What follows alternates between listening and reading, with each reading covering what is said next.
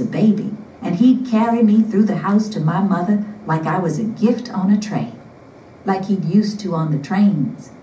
They called the other men just waiters, but they spoke of Granddaddy separate and said, "the waiter," and said he had engines in his feet and motors in his hands, and couldn't no train throw him off, and couldn't nobody turn him round. They were big enough for motors, his hands were. He held that one hand out all still, and it getting to be not at all a hand, but a person in itself. He wants you to hand him the camera, Smiling whispers to camera, tilting his head to talk secret like they was in the jungle or something, and come upon a native that don't speak the language. The men start untying the straps, and they put the camera into that great hand speckled with the hawk's blood, all black and crackly now. And the hand don't even drop with the weight. Just the fingers move, curl up around the machine. But Granddaddy looking straight at the men. They looking at each other, and everywhere but at Granddaddy's face. "We filming for the county, see?" say Smiling. "We putting together a movie for the food stamp program. Filming all around these parts. Filming for the county." "Can I have my camera back?" say the tall man with no machine on his shoulder, but still keeping it high like the camera was still there or needed to be. "Please, sir." Then Granddaddy's other hand flies up like a sudden and gentle bird, slaps down fast on top of the camera, and lifts off half like it was a calabash cut for sharing. "Hey!" Camera jumps forward. He gathers up the parts into his chest, and everything unrolling and falling all over. "What you trying to do? You'll ruin the film." He looks down into his chest of metal reels and things like he's protecting a kitten from the cold. "You standing in the Mrs. Flower bed," say Granddaddy. "This is our own place." The two men look at him, then at each other, then back at the mess in the cameraman's chest, and they just back off. One saying over and over all the way down to the meadow, "Watch it, Bruno. Keep your fingers off the film." Then Granddaddy picks up the hammer and jams it into the oilskin pocket, scrapes his boots, and goes into the house.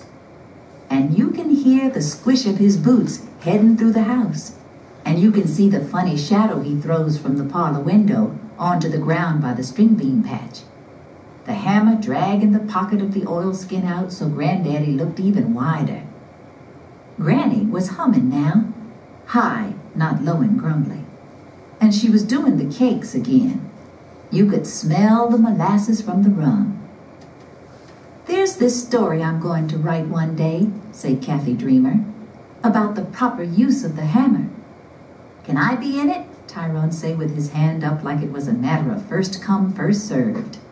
"Perhaps," say Kathy, climbing onto the tire to pump us up. "If you there and ready." Now, one of the interesting byproducts of reading this story is to begin with the title. Blues Ain't No Mockingbird, which is a very interesting title.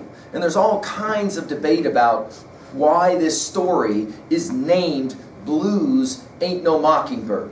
Jot down in your notes what you consider to be the primary reason that this title is this title. You give it a thought for a few seconds, and then we're going to turn to the story itself. Why would the title of this story be Blues Ain't No Mockingbird, when of course the only bird in the story is a hawk, right? You kind of think through it for a few moments, all right?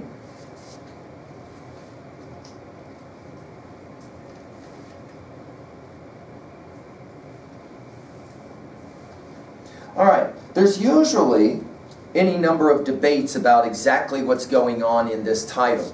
Let's list several for ourselves to begin. 1, the writing of this text is in many ways going to elicit a certain kind of reflection on what is often referred to as the blues. The blues are a form of music that go way back in American music history to a time that will take place previous even to the American Civil War, but certainly after the American Civil War and the emancipation of slaves in the South and their movement forward, there was a form of music that got played, carried out of the South into the North, that talked about the experience of the emancipated slave. Blues, of course, mixed with jazz and gospel music to produce what we today understand as rock and roll, and then of course all the music byproducts after rock and roll, all the way to the modern time of rap music itself. Number two, blues, just like rap music today, is about contest. Think about that. Contest. About political observations. About fights. Right? About fights. So the idea of blues being mentioned at in the title of the text is already going to give us some insight into how this story is going to go down. Because you're obviously going to have an interesting contest or a fight here. In other words, the fight against a certain kind of authority or power. The right of certain people to just come onto the property and start filming them is contested first by Granny and then of course in the end by her husband, who's going to take care of the business directly. The fact that the word ain't in this title will give away for us right away, and the word mockin, not mocking, right, is going to give away the use of the dialect. It's going to set the setting for us as well. This is going to be a story where you got to appreciate the dialect in the text to be able to appreciate the story itself. The idea that blues ain't no mockingbird means, of course, as well, that sometimes you got to be hard, right, not soft. And here, of course, the image of the hawk will come back to play powerfully in the story. Now let's deal with the story at level 1. We can summarize quickly. It's a 3-part story. 1, out in the front yard, they see these guys filming them without ever having asked them. Granny is not pleased. 2, Grandpa shows up. And when Grandpa shows up, he's covered in blood. He's got a dead hawk across his shoulder. The second hawk attacks them, and Grandpa is able to jack the second hawk. He's a terrific shot. He kills the hawk by shooting with the rifle off of his wrist. He doesn't even have to aim. He just can bam and kills the hawk. Part 2 of the story. Part 3 of the story is, of course, fascinating because this is the first moment he will engage with the men who Granny has already engaged with. And part 3 of the story is, of course, he simply opens up the camera, exposing the film, and therefore there isn't anything that they're allowed to film of his property. And he says, "You're standing in Mama's flower bed," which is code language for "get off our property." And they back away, and off they go. Now that notion of backing away and directionality will be important in the story. Notice that when the cameramen show up in this story, they always seem to be sneaking up from behind, right? They come up from behind them, and the first instincts by the child storyteller is somebody's about to get jacked. No, they're just filming them, right? Of course, at the end of the story, they'll back away. Let's also say for this text, storytelling is central to this text, yes? So you have all these different kinds of stories that are being weaved in and out because the speaker of the story is a young girl who is telling you what is transpiring. Of course, let's now work through quickly the characterization as well of Granny. What do you want to say about Granny as a person in this story? Well, some have said that, you know, she is defiant, she's strong, she's assertive. She doesn't like the idea that strangers would come onto her property and film her. And while it's not said in the text, you get the sense that probably the guys who are filming are white, and of course the people they're filming are not white, that is to say they're African Americans. So you have all kinds of potential race issues going on here as well, right? And potential racism as well. Why don't they ask, for example, to film them? The assumption is these people don't have any say. We'll just film them and it won't be any deal. Notice Granny, though. She's having none of it, right? Notice on page 351, she cuts off these men as they try and talk to her, and she smiled that smile, right? And then it's Granny with her eyebrows. You can jot down in 3B. Do you have anybody in your life who's an old-timer like this, who basically can tell you where the cow poops? And you get to live with that kind of observation. Do you have somebody like that in your life? And he or she's always maybe kind of been like that. Might be a grandma, grandpa, somebody older, somebody who's got no interest in etiquette. They're just simply going to tell you where it is, right? Do you have somebody like that in your life? This is Granny,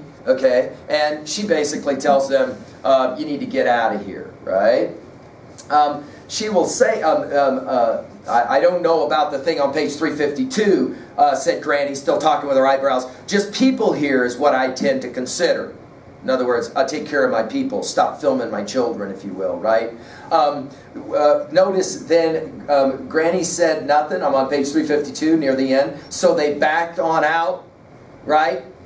She teaches steady with no let up. And then all of a sudden we got a story within a story.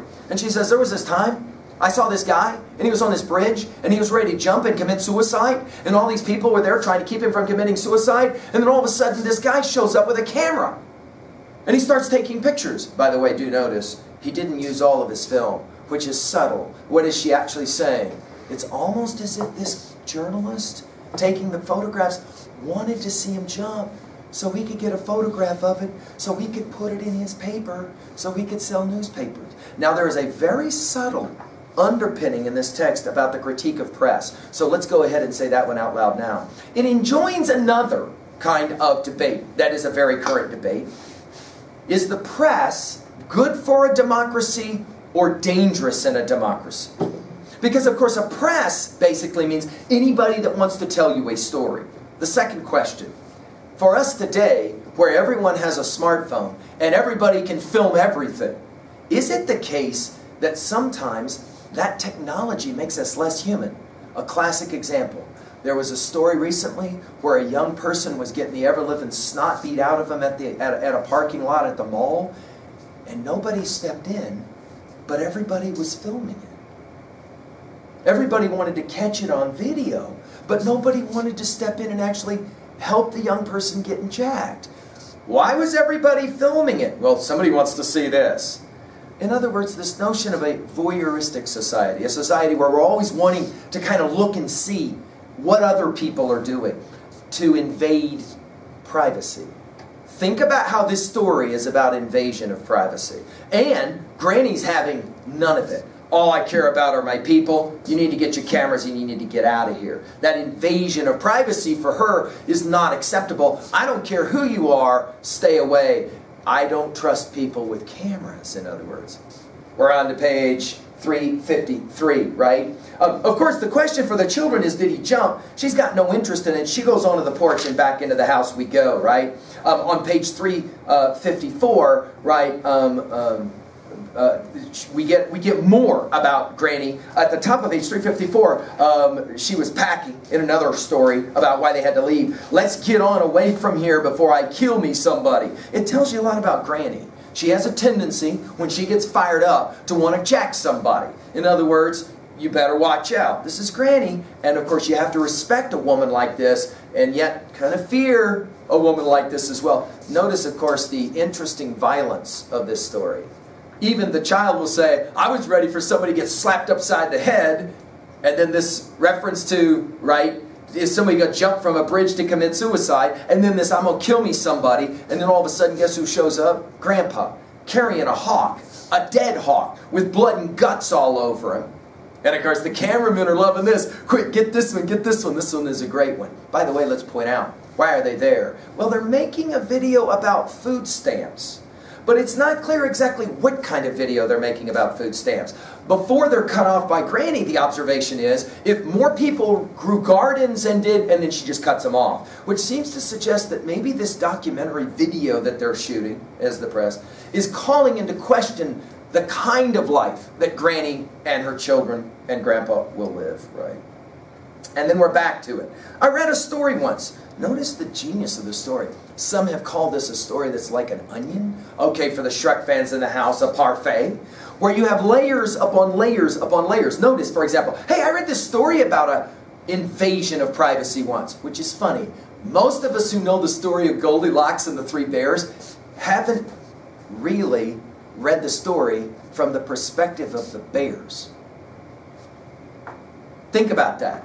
Our normal perspective is to read the story from the perspective of Goldilocks, who goes into an empty house, tastes of the porridge, sleeps in the bed, breaks the chair, and then gets run off. We normally read the story from the perspective of Goldilocks. Wait a minute. Goldilocks? Gold? Locks? Hair? Goldilocks in the story is white. A story within a story. Notice here, the perspective is, well, yeah, she walked in, she jacked her house, and then she walked out. Invasion of privacy, in other words. Again, right, we have a very subtle kind of understanding of what's going on here in the critique of the story, right? The brothers fight, and then all of a sudden, here comes Grandpa, right? Granddaddy Cain. Now, let's just point out, and this is a level 3A observation. Guys, as freshmen, we're already going to begin to make this observation. The people we're reading in our anthology are already labeled as really gifted writers, and they wouldn't make it in here, okay? And Bambara is a great writer, genius writer. Everything's intentional. Check this out. She could have named Granddaddy anything. She names him Granddaddy Cain. Jot down in your notes at 3A, what do you know about the name Cain? If you spend any time in Sunday school, you maybe know a little bit about a story about two brothers named Cain and Abel. If you know this story, right? Cain gets mad at his brother Abel, says, let's go for a walk in the Badlands, takes out a rock, jacks him over the head and kills him. It's the first murder in the Bible. God, of course, will come back and say to Cain, way wrong answer. We'll curse Cain in some way. Let's go ahead and say it out loud. Cain will always represent violence and killing and punishment. And in many traditions as well, the outsider. Cain is understood as the outsider. By the way, just to point it out, right before we hear that Granddaddy's name is Cain, what are the two twin brothers doing? Right. They start fighting, don't they, right? They start fighting against each other. Bambara is playing all kinds of interesting games for a close reading of this text. Well, Granddaddy shows up. The description is, of course, here remarkable. By the way, on 354, you've got this information about hawks, because sometimes maybe we're unfamiliar about what's going on. Like, why would he kill the hawk? Well, the hawk is a predator, and he's killing his chickens. But hawks often will have their mate who will come in. If you kill a hawk, often the mate will come in, and that's exactly what happens. And so we actually get the killing of two hawks in this little bit of story, right? Notice one more time on page 355, down there near the end, here comes Smiling in Camera. Notice we don't have names for these guys, right? Just descriptions of them. Smiling in Camera up behind him, like they was going to do something, right? And then we're told, folks like to go for him sometimes. What does that go for him sometimes? We're back to this issue of violence. There's violence throughout the story. He's covered in blood and guts. He's got it on his hand when he just simply holds out his hand, requesting, of course, the camera, right? Notice he nails the bird up on the door, and then the second hawk will show up, right? Notice on page 356, right at the top, get them persons out of my flower bed, Mr. Cain, said Granny, moaning real low, like at a funeral. The hawk, the second hawk comes. Of course, he kills the second hawk, and then he says it, good day, gentlemen, and he holds out his hand. Now, we get another story. We find out, very briefly, that Granddaddy worked on a train, but he wasn't just called a waiter, he was called the waiter. And notice that our storyteller, the child, looks at the grandfather with a level of respect as he just holds out this huge hand, and he asks for their camera. He gets their camera. He jacks their camera. Notice their response is, right, hey, I want my camera back, please, sir. And then, hey, camera jumps forward. He gathers up the parts into his chest, everything unrolling and falling all over. What you trying to do? You'll ruin the film. Right. Notice, the only thing Granddaddy says is, you standing in the mistress's flower bed. This is our own place. The right of privacy is, of course, central to this story. This is our place. You came onto it to film, unannounced, uninvited. It's time you leave. And then notice the next bit is, they're backing away. Not walking away, they're backing away, right? And then as they back away, we're told that he turns, he's ready to go in. Notice on page 358, and this is brilliant writing, right? The last thing we hear about Granny, notice it. Now, she's not moaning like she's at a funeral. Now, she's not fuming. Now, she's humming. That is to say, singing. The way mockingbirds sing. That is to say, blues ain't no mockingbird.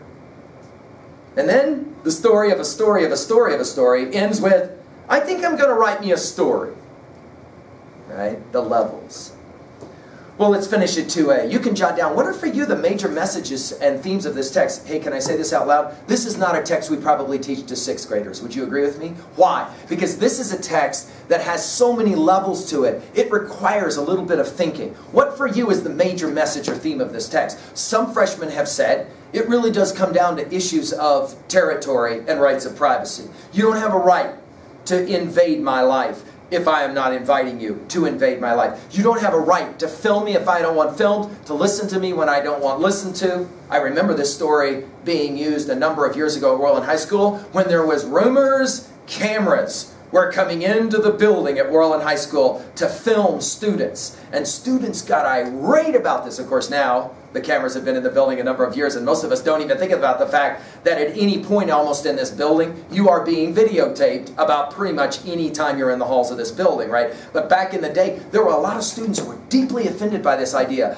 Why do you want to videotape us all the time? You don't have a right to that kind of videotaping. You got me? See, in other words, that right of privacy issue. A second possible message here is the fortitude of the old and how the young respect that strength, right? That don't tell me what to do attitude, which is a powerful attitude when you engage it. It can also be kind of frightening, yes? Okay, it can also be kind of frightening. We do have the racial overtones here. There's no question about it, right? These guys will sneak up from behind. They don't respect the culture. They want to film the culture. Why? Because they're making a documentary to critique in some way the